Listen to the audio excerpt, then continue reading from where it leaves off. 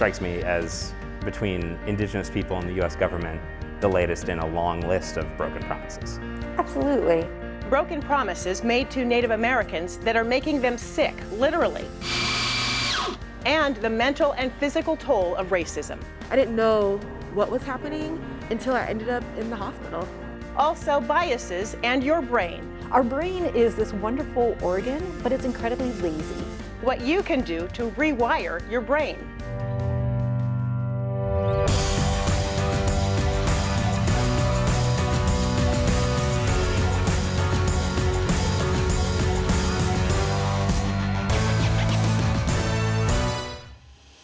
Tonight, we're looking at race and health, both physical and mental health. Thanks for joining us for Facing Race. I'm Joyce Taylor. Here's a question for you. How long do you think you'll live? Hispanics in the U.S. live the longest of us all, on average about 82 years. Asians and whites live about the same, 80 years. Native Americans, 78. And blacks live on average to be 76. Age is one thing, quality of life is another. People of color have higher rates of heart disease, diabetes, cancer, and asthma than white people. So why such a big difference? The Center for American Progress blames systemic racism and lack of access to quality care. Almost 18% of Hispanics don't have any health insurance, followed by 15% of Native Americans and 10% of blacks. Compare that to 6% of whites who are not insured. The health impacts tied to a person's race date back generations. We're about to mark Thanksgiving. We all know the version that we got in school. White Europeans sat down in peace with Native Americans. Many Native Americans, of course, look at that story in a much different way. Michael Crow looks at the history of broken promises with Native people involving health care.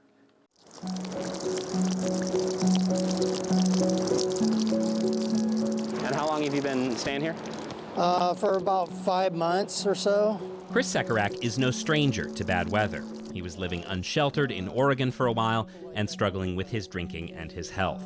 Then he landed here, where he found shelter in South Seattle. Eagle Village, a lot better than what I was doing outside. Everything's just kind of scattered around, wet and whatnot. Chris is a member of the Yakama Nation and says his care is better now that he's in stable housing, but it hasn't always been that way. Is that something you've experienced personally, though, in your life? No, pretty much. Yeah, this situation's been this kind of like a downhill struggle thing, you know. I'm trying to come back up and trying to meet my own expectations with what I need for myself to be okay.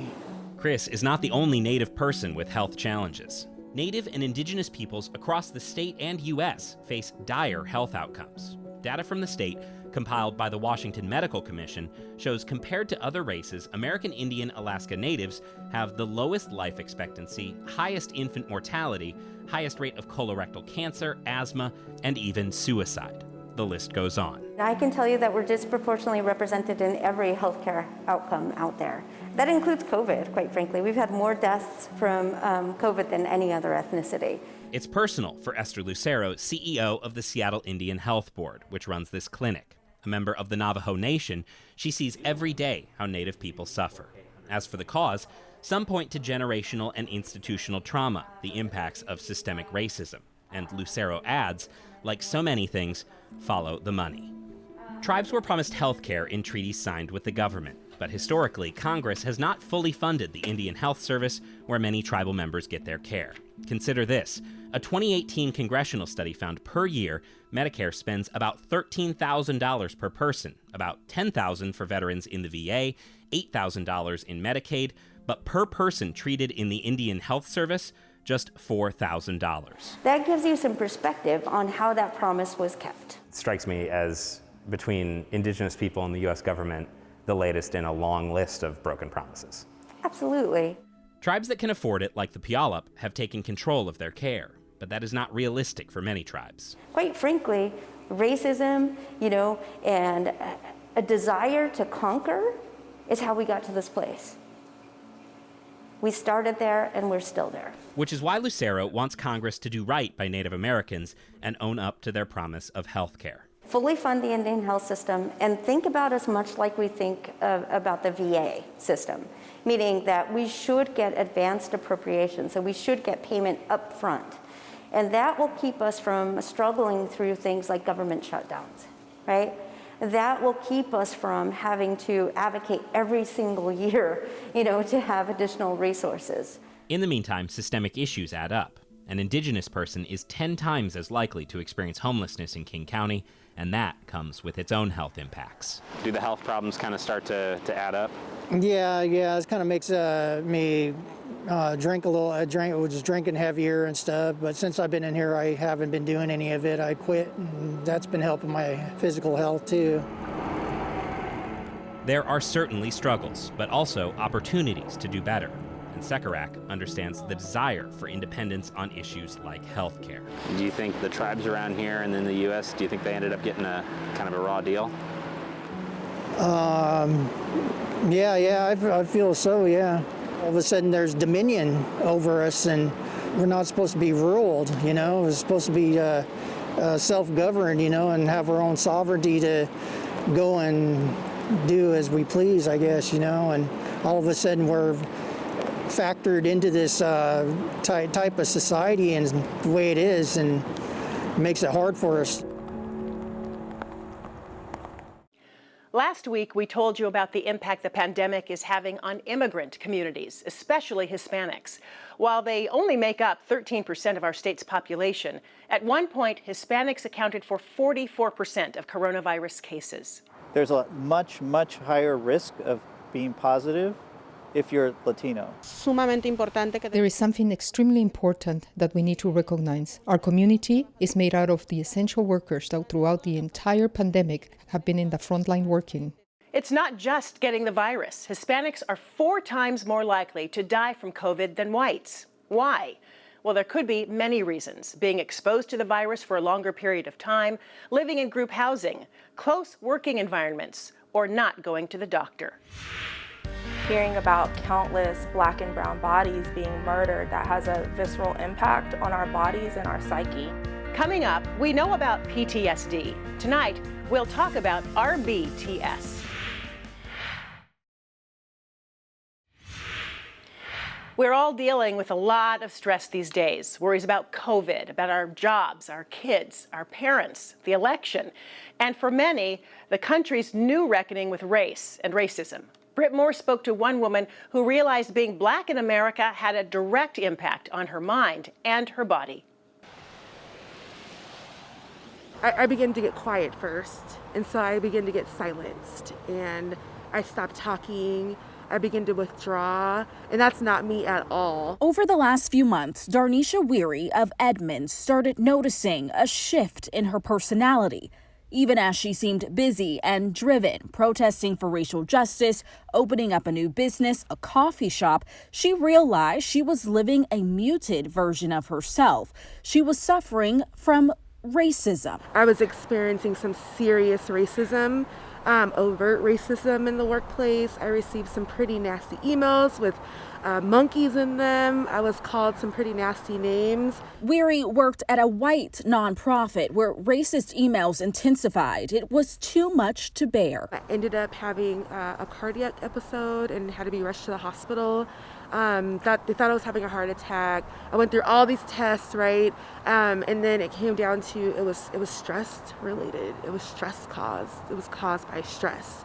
And I didn't realize that this pandemic and this racial uprising was affecting me in such a way. What Darnisha Weary is talking about is racial trauma. It's even got a scientific name, race-based traumatic stress, RBTS.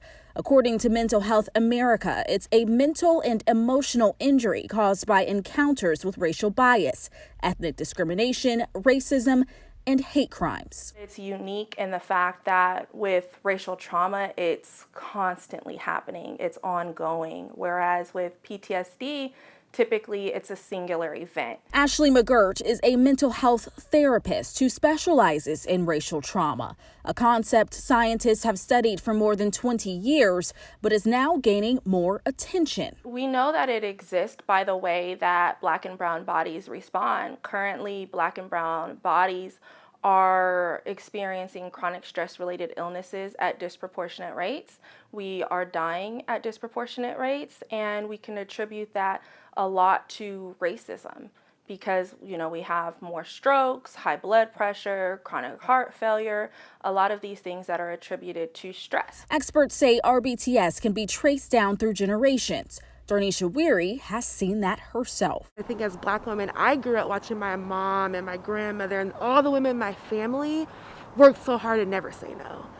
Like, I need this. I saw them put others before themselves all the time. If you think back to when Black people were enslaved, Black women were taking care of the slave master's children, breastfeeding them. They were doing all sorts of things to take care of the whole community. Can you imagine how significant of an amount of stress that can be? Psychologist Dr. Katrina Sanford of Seattle says one of the keys to coping with racial trauma is understanding your ancestral connection. If you don't know where your people come from, and that's one of the things that's a part of health, is being able to know yourself. And when you know yourself and you know you're the bomb and you know you're amazing, regardless of what society tells you, then that helps your health outcomes improve. It helps you physically be more healthy, it helps you mentally be more healthy, and it helps you spiritually be more healthy. Dr. Sanford founded the healing center Niles Edge to do just that, a spiritual, now virtual space to help people connect to themselves,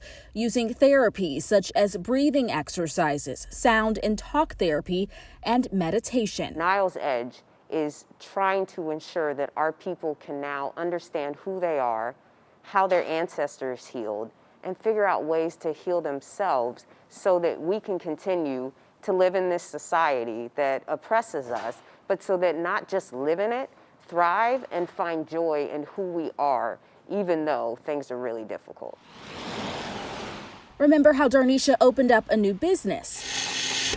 It wasn't just a financial venture, but part of a healing process that included therapy and a cup of Black coffee. We kept looking for a space and a place to just be with our Black community in an area where there's it's pretty much white all around, and we could never find a place. Since Darnisha and her husband couldn't find it, they created it. Being a Black person here, in Black coffee, I'm allowed to be unapologetically Black. I don't have to code switch. I don't have to worry about if I'm too loud. I speak with my hands. I don't have to worry about controlling that or controlling my facial figures. And these are things that I know that I have done throughout my life, in the workplace, in my community, just to be safe, because I live in an all-white space. So how can we as a society find solutions for people suffering from racial trauma? Mental health experts say it begins with acknowledging this trauma exists and then finding empathy. I want our businesses to understand that if someone needs a mental health break, that's okay. That the environment, not just in businesses, but in our society as a whole, allows for people to take that time that they need. Because you can't have someone at your job be able to do their job well and be productive if they're unhealthy, if they're unhappy, and if their mental health is struggling. And so that's where I hope we go, where we become more empathic about the physical and mental things that people are going through and allow them the space to heal and support them as they're doing it. Sounds like a challenge to the companies to actually pay attention to mental health. Absolutely. Back to Darnisha's coffee shop, the safe space she's created. She hopes all people of color realize it's normal to struggle. But in order to heal, you've got to focus on caring for yourself. The joy that I can't even explain. I've learned I have balance in my life right now, and things are not always perfect, but I know how to say no. I learn how to set boundaries. I take care of myself. I put it in my calendar to turn things off or to take a walk or to do something for myself. And so it's just so important for Black women because we're carrying so much every single day. We're carrying so many things we don't even realize we're carrying. We want to hear from you. Do you have a similar story as Darnisha or realized racial trauma in a different way? Text the word story to 206-448-4545. We'll send you a link that will make it easy for you to share your story.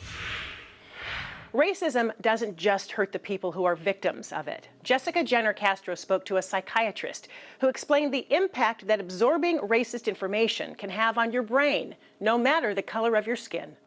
So Dr. Bakshi, tell me how our psychology and racism, in your opinion, have a link.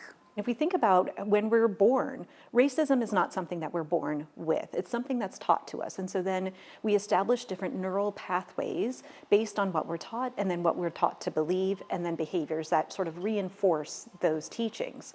And the ways to overcome or to combat racism are to then do that same thing, but do it in a different way and create different neural pathways and different modes of behavior to become an anti-racist. You know, sometimes we gravitate towards things that are like us, or like people that are like us, or people that have the same interests as us. Why does that happen, and where does that fit into this conversation? It's human nature in some regards to become connected to people who are similar to us. It's called affinity bias. And in some ways you can think about bias as being a negative thing, and in some ways it can be a positive thing. In some ways that affinity bias keeps us connected to our cultures of origin and keeps us connected to things that are familiar.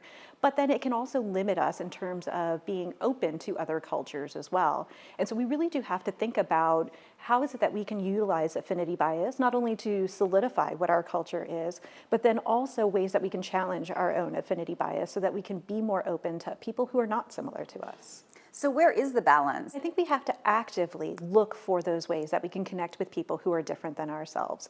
And it may be people who work in different careers than ourselves, people who come from different cultures, people who speak different languages. And if we actively look out for those connections, then we allow our brain to grow and we allow our brain to create those new neural pathways and change our behavior, because we're exposing ourselves to different points of view and we're exposing ourselves to different ways of thinking. Oftentimes when we just stick with groups who are similar to ourselves, then we can get stuck in what's called that group think. Is there something actually going on in our brains when we either experience group think or when we are challenging our beliefs? There is. When we're challenging our beliefs, we're allowing our brain to grow. There's this idea of what we call neuroplasticity. So our brain is not a fixed organ that will never change or will never be any different. So as we grow and as we develop and as we expose ourselves to different things, we're allowing our brain to form those new connections. And there is actual growth that then happens in the nerve cells to create these new neural pathways for us to think about things in a different way. And there's no limitation on that. We can continue to do that all of our lives. And our brain will sort of naturally do this process of pruning back or cutting back on the things that we don't utilize as much, and then expanding and allowing new ways for thinking about things. Is there something going on when we're doing group think? Does that stifle our ability to allow our brain to grow? Well, what it does is it really entrenches the pathways that we already have existing. And so it allows the brain then to say, okay, well, this is a pathway that I know fires really quickly.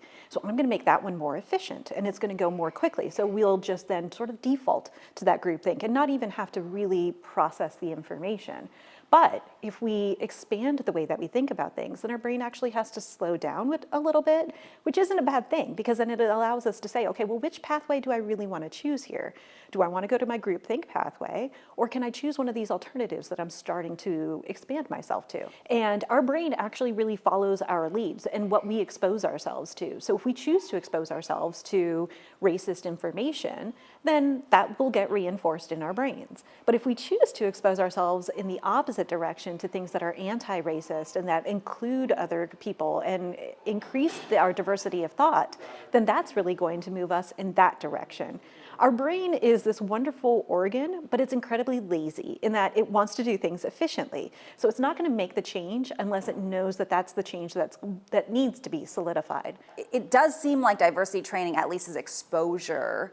In that regard, does it work? I think the idea of diversity training, I think, is a really great one, but it's really broad and it's not very well defined. And so it's hard to say without knowing specifically what the diversity training is, whether or not it's actually going to be effective. If somebody is exposed to a training, but they're not motivated to create that change for themselves, then it may or may not be all that effective. I want to ask you about someone who doesn't have the motivation, perhaps, to change. After years and years and years of thinking a certain way, how difficult is it for a psychologist to change or to work with that kind of person? Is age a determiner?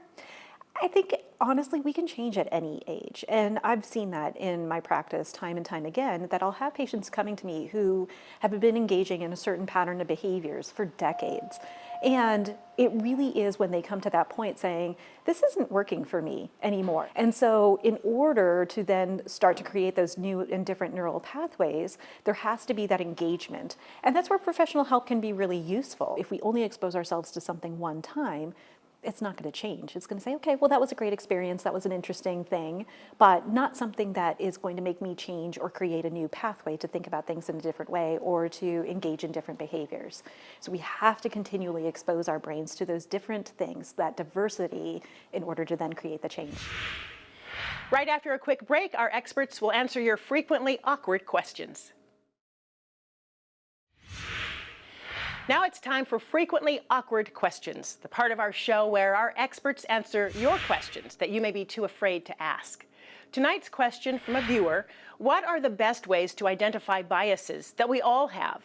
The answer from King 5 race consultant and co-founder at Cultures Connecting, Dr. Caprice Hollins. I think that question might be asking, how do I identify my own bias? And, there's one way that I don't think is talked about very much, but when you find yourself surprised. So you ask to speak to the person in charge. You've already formed these thoughts in your mind about who that person, what that person will look like, what that person will be like, and then they come out and they're completely different than what you thought. You didn't even realize that you were making assumptions about them. So our stereotypes come from media, come from our communities, come from our families. We all have them. And then they turn into bias when they are informing the decisions we make, who we send to, who we refer for disciplinary actions, who we hire, who we let into colleges, who we think has the, who we see as leaders. All of those are ways in which our biases can get in the way. If you have a question for our experts and you want to see it on an upcoming episode of Facing Race, text FAQ to 206-448-4545. Next week on Facing Race, from politics hands up to policing and protests. The hot button issues that could come up around your Thanksgiving table and how to talk about them. Plus, America done painted this picture of the black person, especially the black male, that he's a threat. a closer look at some of our most talked about stories, from the talk that black families have with their children. Just make sure you have your hands visible where you can see them and that you're being real respectful. Yes, officer, no officer. To the realities of environmental racism on reservations. It sounds like at some level, this place is killing people. We want to thank you for being here tonight and for sharing your stories. To watch this or any episode of our show, go to king5.com/facingrace. And we do hope you'll join us again next week. From all of us here at King 5, good night.